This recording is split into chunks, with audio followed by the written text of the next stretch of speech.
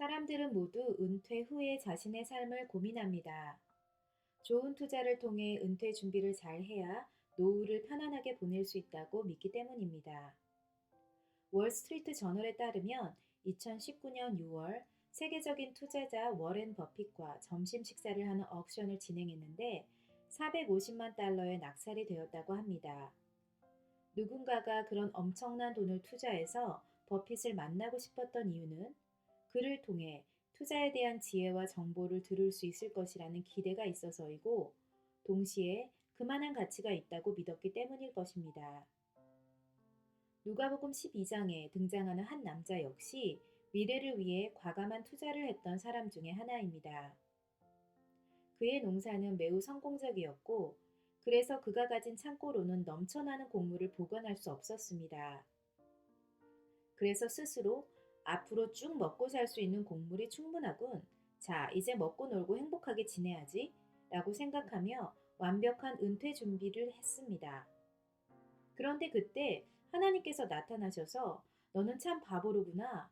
오늘 밤 내가 너를 데려가면 내가 창고에 모아둔 그 모든 것을 어떻게 하려느냐? 라고 물으셨습니다.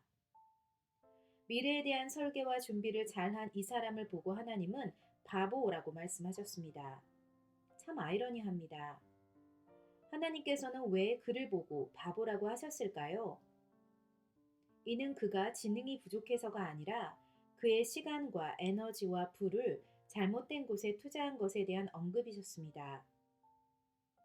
우리가 이 땅에 사는 동안, 즉, 은퇴 후에 편안한 삶을 살기 위해 노후를 계획하고 투자하지만 우리가 이 땅에서의 삶을 은퇴한 후, 즉, 죽음 이후에 대한 투자는 얼마나 하고 있습니까? 하나님은 우리가 바보가 아니라 지혜로운 자로서 이 땅을 살아가기를 원하십니다. 바보처럼 열심히 일해서 열심히 노후를 대비하여 투자하고 그래서 50살 혹은 55살 이후 은퇴해서 고작 몇 년 혹은 몇십 년의 삶을 준비할 것이 아니라 이 땅을 사는 동안 지혜로운 청지기가 되어 이 세상을 떠난 후의 삶, 즉 영원한 하나님 나라에서의 삶을 살기 위한 준비에 투자하라고 말씀하십니다. 어디에 어떻게 무엇을 투자하는 것이 과연 성경적인 투자일까요? 우리의 시간, 에너지, 돈을 어디에 투자해야 완벽한 노후가 준비될까요? 성경은 분명히 말합니다. 그리스도인의 시간과 에너지와 부는 하나님의 영광을 위해 사용되어져야 한다고 말입니다. 에덴 동산에서 만난 하나님을 기억해 보시길 원합니다.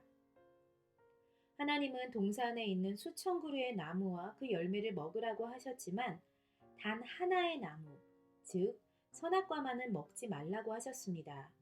또 일주일 중 6일은 우리가 원하는 대로 살지만 7일째 되는 단 하루, 즉 주일만은 하나님을 위해 마련해 두라고 하셨습니다. 이런 하나님의 기대가 과연 우리에게 너무 과한 요구인 것일까요? 우리가 정말 지혜로운 사람이라면 이 땅에서의 삶을 은퇴한 후 우리가 어디서 어떻게 살아야 할지를 고민하고 그것을 위해 투자할 수 있을 것이라고 믿습니다.